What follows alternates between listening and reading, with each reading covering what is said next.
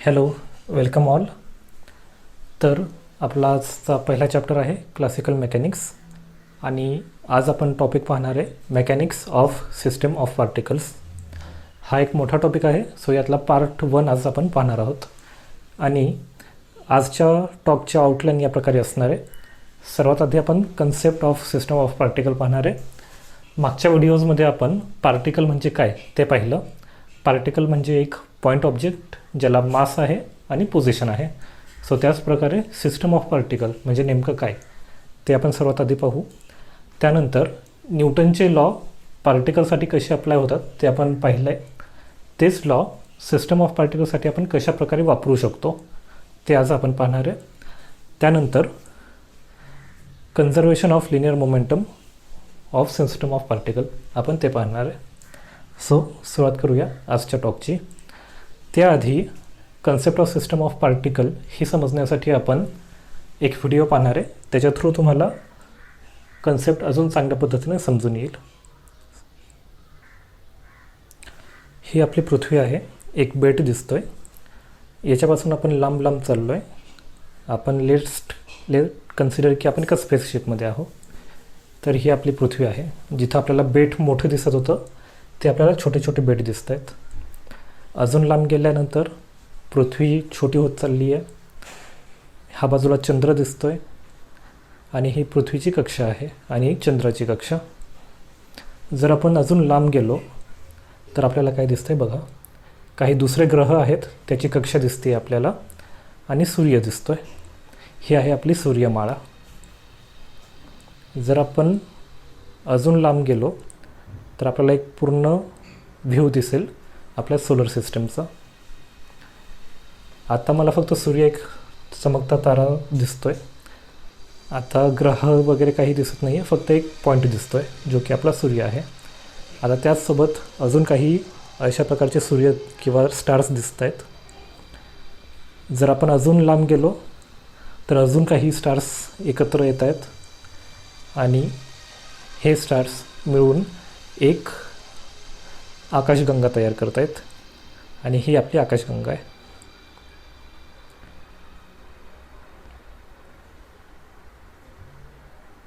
ही आपली आकाशगंगा आहे. आकाशगंगेमध्ये सर्व स्टार एक पॉईंटसारखे दिसत आहेत. सर्व सोलर सिस्टम एक पॉईंट दिसत आहेत. जर मी अजून लांब गेलो तर आकाशगंगा आता मला एक पॉईंटसारखी दिसेल आणि त्याचसोबत अजून काही आकाशगंगा मला पॉईंटसारख्या दिसतील. सो आता जिथे एक मोठी आकाशगंगा दिसत होती तिथं मला जस्ट एक पॉईंट दिसतोय.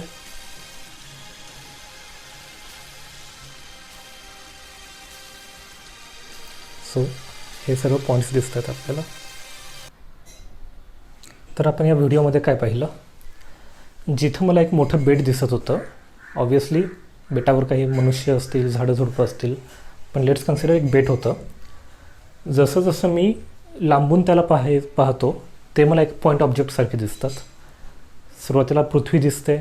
पृथ्वी जर मी अजून लांबून पाहिलं तर एक पॉईंट ऑब्जेक्ट दिसतो. सिमिलरली मी अजून लांब गेलो तर सोलर सिस्टम दिसते. सोलर सिस्टम अगेन एका पॉईंटसारखी दिसते.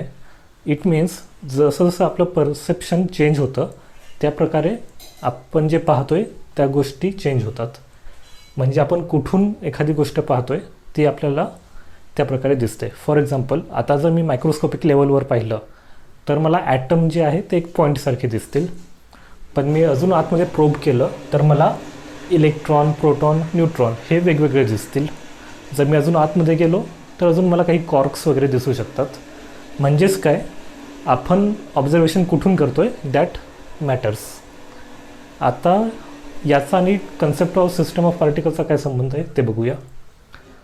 आता असं कन्सिडर करा की जी पृथ्वी आहे ती एक पार्टिकल आहे.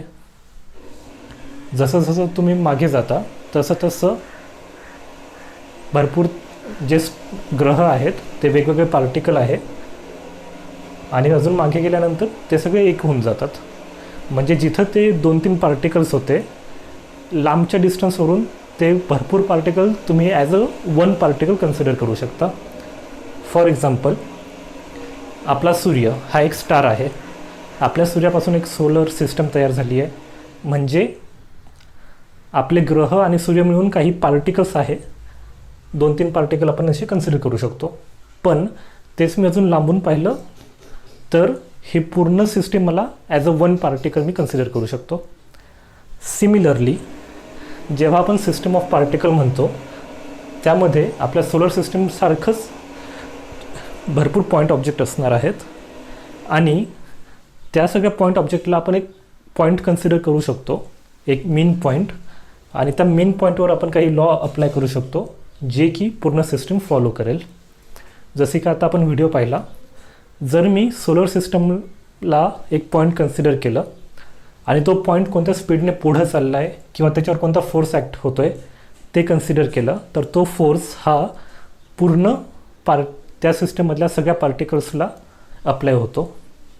सो अशा प्रकारे वेगवेगळे पार्टिकल एक पॉईंट कन्सिडर करून त्या पॉईंटवर काय घडतं आहे ते सांगून त्या प्रत्येक पार्टिकलवर काय घडतं आहे ते आपण सांगू शकतो. So that is nothing but system of particle. आता आपण पाहूया न्यूटन्सचे लॉ कशा प्रकारे सिस्टम ऑफ पार्टिकलवर अप्लाय होतात. ठीक आहे, सो इझी आहे. पहिला लॉ तुम्हाला सर्वांना माहिती आहे, लॉ ऑफ इनर्शिया. अगेन मी तोच एक्झाम्पल घेतो आहे आपल्या सोलर सिस्टमचा. आकाशगंगामध्ये आपली सोलर सिस्टम आहे. आकाशगंगेमधले जे तारे आहेत ते ब्लॅक होलच्या भोवती फिरतात. म्हणजेच काय, इनर्शिया म्हणजे आपल्या सोलर सिस्टमवर एक प्रकारचं मोशन आहे, फोर्स अप्लाइड आहे. जोपर्यंत बाहेरचा फोर्स त्याच्यावर काही अप्लाय होत नाही तोपर्यंत आपली जी सोलर सिस्टम आहे, किंवा असं कन्सिडर केला की सिस्टम ऑफ पार्टिकल, ती ज्या मोशनमध्ये आहे ती सिस्टम त्याच मोशनमध्ये राहणार आहे. म्हणजेच काय, if a system is in motion or at rest then it will continue its nature until and unless some external force acts on it. So that is the first law of Newton. Again second law, force. एखाद्या सिस्टमवर किती force apply होतो आहे तर तो आपण एफने consider करू शकतो.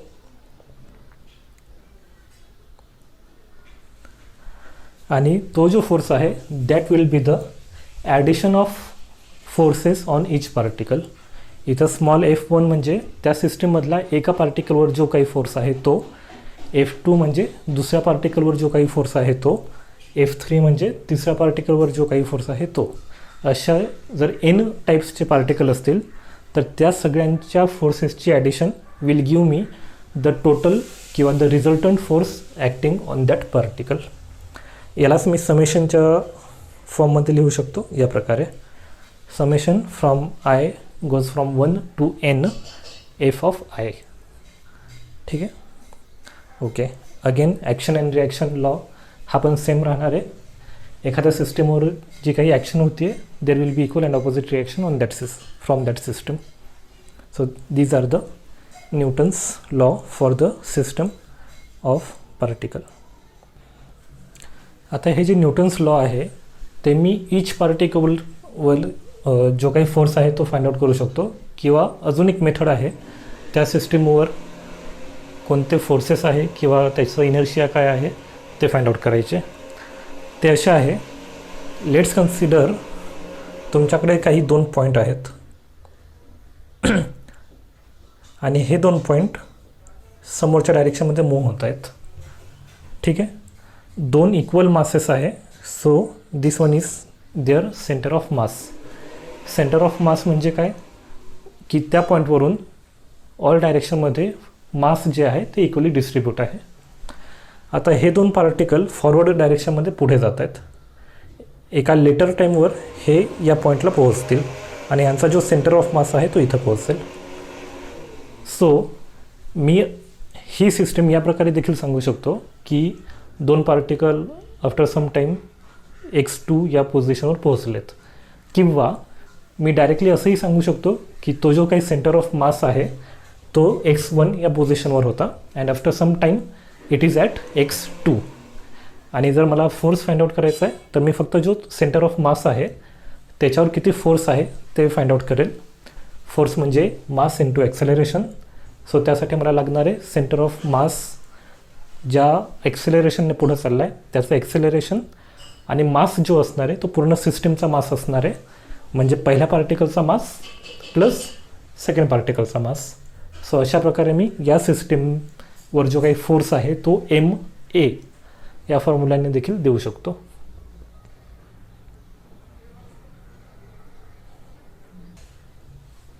ओके, तर आता आपला जो पहिला पॉईंट आहे that is conservation of linear momentum of system of particles, तो पाहूया. याची डेफिनेशन या प्रकारे आहे.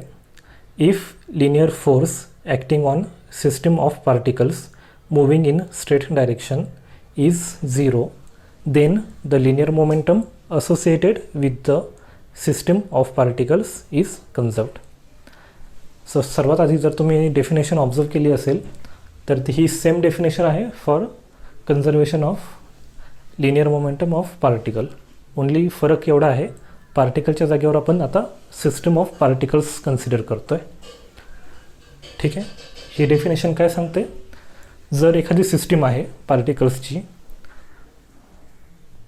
लेट्से काही ॲस्ट्रॉइड आहे किंवा काही स्पेसमधून जाणारे काही ऑब्जेक्ट्स आहे, 3-4 ऑब्जेक्ट, ते एका सेम डायरेक्शनमध्ये मूव्ह होत आहेत. So that will be the system of particle. आणि त्या पार्टिकल सिस्टीमवर बाहेरून कोणताही फोर्स ॲक्ट करत नाही आहे, तर सिस्टीमची जी काही मोमेंटम आहे ती कन्झर्व होईल. कन्झर्व होईल म्हणजे काय, तर त्याची क्वांटिटी जी आहे that is mass into velocity of that system will remain constant. तर याचं डेरिव्हेशन आता आपण पाहूया. डेरिव्हेशनची सुरुवात ही नेहमी न्यूटनच्या सेकंड लॉने करायची आहे. न्यूटनचा सेकंड लॉ म्हणजे law of force, that is force is equal to mass into acceleration. आपण मागे पाहिलं आहे, जर एखाद्या सिस्टमवरचा फोर्स मला फाइंड आउट करायचा आहे तर तो मी या प्रकारे करू शकतो. Force is equal to summation over I from 1 to N of Fi. म्हणजेच जर त्या सिस्टममध्ये N पार्टिकल असतील तर प्रत्येक पार्टिकलवर जो काही फोर्स आहे त्याचं ॲडिशन. तेच जर मी फोर्स इक्वल टू MA, न्यूटनचा जो सेकंड लॉ आहे त्या फॉर्ममध्ये मला लिहायचं असेल तर सेम F जो आहे त्याला मला MA मध्ये लिहायचं आहे, that is summation I goes from 1 to N MI/AI. इथं MI जो आहे that is the mass of particle. जर माझा I इक्वल टू 1 असेल तर त्या ठिकाणी mass of first particle into acceleration of first particle. जर I 2 असेल तर mass of second particle and acceleration of second particle, या प्रकारे. आता या केसमध्ये ॲक्सेलरेशन आपण या प्रकारे लिहितो, that is derivation of velocity over time, म्हणजेच rate of change of velocity with respect to time. आता सिस्टीमचं ॲक्सेलरेशन काय असणार आहे ते पाहूया. कन्सिडर करा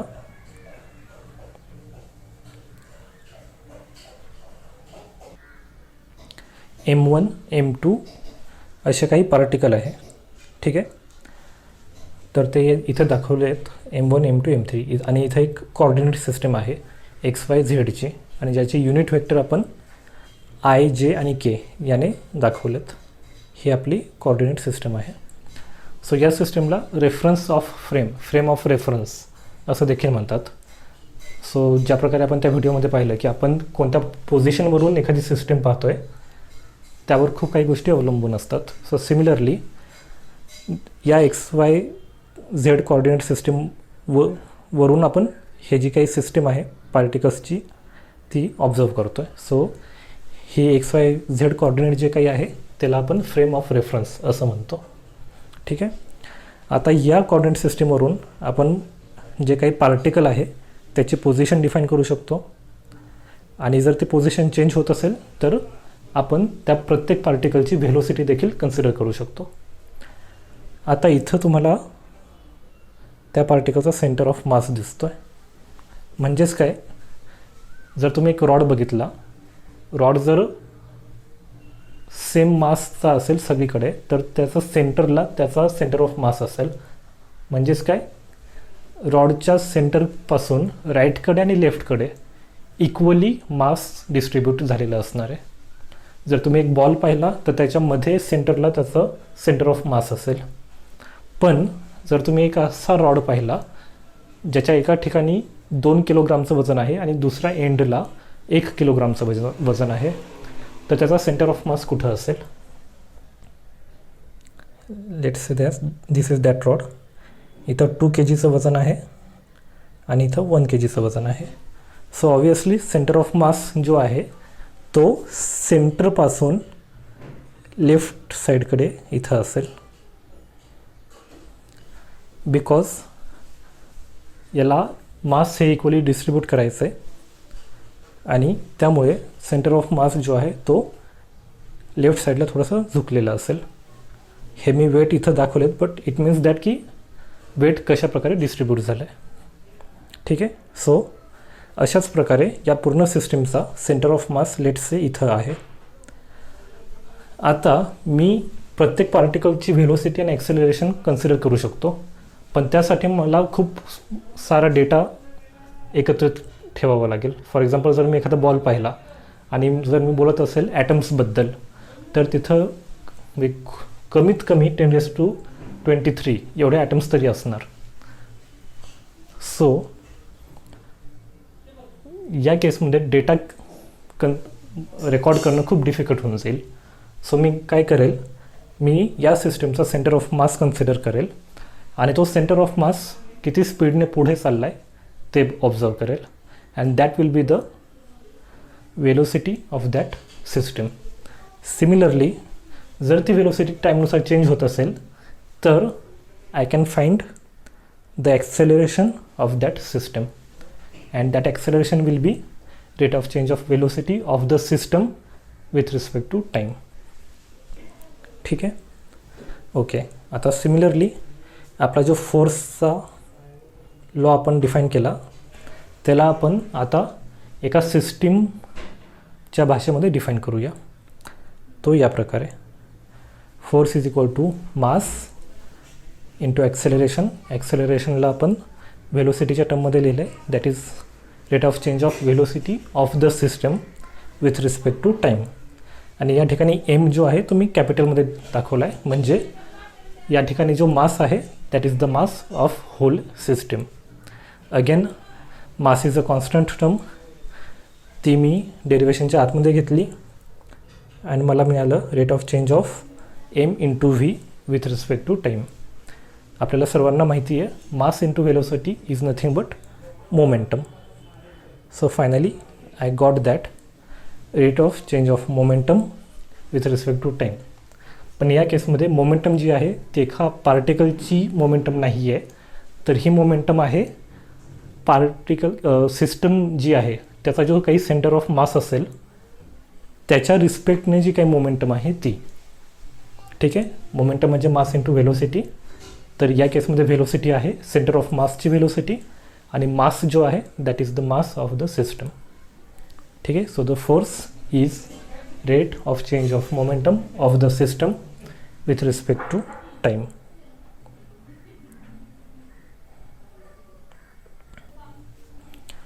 डेफिनेशनमध्ये आपण पाहिलं होतं, जर force acting on the system is 0 then the momentum is conserved. So similarly आपण या सिस्टमवरचा जो काही फोर्स आहे तो 0 आहे असं कन्सिडर केलं. Force is equals to 0. But आपण आधीच्या इक्वेशनमध्ये फाइंड आउट केलं आहे force is nothing but rate of change of momentum of the system with respect to time. So finally, again with the mathematical identity that if A equal to B and A equal to C, then B equal to C. आपण असं सांगू शकतो की rate of change of momentum with respect to time is also equals to 0. डेरिवेशनच्या quantity जर तुम्ही characteristic जर तुम्ही पाहिले असतील तर एखाद्या कॉन्स्टंट टर्मचं डेरिवेशन इक्वल्स टू 0 असतं. हे मी आपल्या पहिल्या कन्झर्वेशन ऑफ लिनियर मोमेंटममध्ये खूप चांगल्या पद्धतीने एक्सप्लेन केलं होतं. डेरिवेशन म्हणजे नेमकं काय आणि कॉन्स्टंट टर्मचं डेरिवेशन 0 का असतं. तर ते मी परत सांगत नाही आहे, त्यासाठी तुम्ही तो व्हिडिओ परत पाहू शकता ज्यांनी पाहिला नाही आहे ते. सो जर derivation of momentum is equal to 0, then we can say that the momentum is constant term. ठीक आहे. सो यावरून आपल्याला हे कळालं की फोर्स 0 आहे म्हणजे जी मोमेंटम आहे सिस्टमची ती कॉन्स्टंट आहे. सो फायनली कन्क्लुजन, आपली जी थिअरम होती ती अशा प्रकारे होती. If the linear force acting on the system of particles is 0, then the momentum of the system of particle is conserve किंवा इट इज कॉन्स्टंट टर्म. आपल्याला डेरिवेशनमध्ये ते मिळाले and hence our theorem is proved. आता physical meaning काय या सगळ्या गोष्टींचा? इट मीन्स दॅट जर एखादी सिस्टीम आहे काही पार्टिकल्सची आणि त्याच्यावर कोणताही फोर्स ॲक्ट होत नाही आहे, तर त्या सिस्टीमचं जे मोमेंटम टर्म असेल that is mass into velocity, that will remain constant. म्हणजे जर त्या सिस्टीममधला एखादा पार्टिकल चेंज होऊन एनर्जीमध्ये कन्वर्ट होत असेल, जसं की आइन्स्टाईनने सांगितलं होतं energy is equal to mc², म्हणजे मास आणि एनर्जी कन्व्हर्टेबल आहे. मास एनर्जीमध्ये कन्वर्ट होऊ शकतो आणि एनर्जी मासमध्ये कन्वर्ट होऊ शकते. सो त्याच प्रकारे जर एखादा पार्टिकल आपली स्टेट चेंज करतो आणि एनर्जीमध्ये कन्वर्ट होतो आहे, म्हणजे काय, त्या सिस्टीममधलं मास जे आहे ते कमी झालं. इन दॅट केस मास कमी होत असेल तर त्याची व्हेलोसिटी वाढेल, बिकॉज मोमेंटम म्हणजे मास इंटू व्हेलोसिटी ही टर्म आपल्याला कॉन्स्टंट ठेवायची आहे. सिमिलरली जर त्या सिस्टमची जी काही एनर्जी आहे, एक small portion of the energy is converting into mass, then त्या सिस्टमचा मास, टोटल मास जे आहे ते वाढेल अँड त्या केसमध्ये त्या पूर्ण सिस्टमची जी काही व्हेलोसिटी असेल इट विल डिक्रीज. हे शास्त्रज्ञांनी एक्सपेरिमेंट थ्रू प्रूव्ह केलं आणि ऑब्झर्व केलेलं आहे. ॲक्च्युअल मोठ्या सिस्टीमचं मास एनर्जीमध्ये कन्वर्ट करणं किंवा एनर्जी मासमध्ये कन्वर्ट करणं पॉसिबल नाही आहे. सो त्यांनी काही इलेक्ट्रॉन्सची सिस्टीम ऑब्झर्व केली, इलेक्ट्रॉन बीम त्यांनी पास केली आणि इलेक्ट्रॉन जे आहे ते एनर्जीमध्ये कन्वर्ट होतात आणि अगेन पार्टिकल नेचरमध्ये कन्वर्ट होतात according to quantum mechanics. So similarly त्यांनी ती सिस्टीम ऑब्झर्व केली आणि त्यांना हे दिसून आलं की जर एखाद्या सिस्टीममधलं मास एनर्जीमध्ये कन्वर्ट होत असेल तर त्याची व्हेलोसिटी वाढते, आणि जर एखाद्या सिस्टमची एनर्जी मासमध्ये कन्वर्ट होत असेल तर त्या सिस्टमची व्हेलोसिटी कमी होते. सो ॲक्च्युली आइन्स्टाईनचा फॉर्म्युला पाहण्यासाठी त्यांनी हे ऑब्झर्व केलं की व्हेलोसिटी त्यांनी ऑब्झर्व केली. एखादी सिस्टीम आहे, फॉर एक्झाम्पल इलेक्ट्रॉन बीम, त्याची स्पीड चेंज होती आहे का? जर स्पीड चेंज होत असेल तर ऑब्व्हियसली त्याच्यामधलं मास जे आहे ते कमी जास्त होतं आहे. And likewise they found that on the basis of the conservation of linear momentum of the system of particle, they proved that की एनर्जी आणि मास हे इंटरचेंज होऊ शकतात किंवा त्यांना ते ऑब्झर्व करता आलं. ठीक आहे. सो कन्सेप्ट छोट्या आहेत पण त्याचा पुढे जाऊन खूप मोठा यूज असतो. सो तुम्ही जर फिजिक्सचे जे काही इक्वेशन आहे त्याला फिजिकली आयडेंटिफाय किंवा त्याच्याबद्दल विचार करायला सुरुवात केली तर खूप काही गोष्टी तुम्हाला कळू शकतात. So keep learning and enjoy physics. Thank you. And don't forget to like and subscribe, आणि कमेंटमध्ये तुम्हाला जे काही क्वेश्चन्स वगैरे असतील ते तुम्ही सांगू शकता, विचारू शकता. थँक्यू.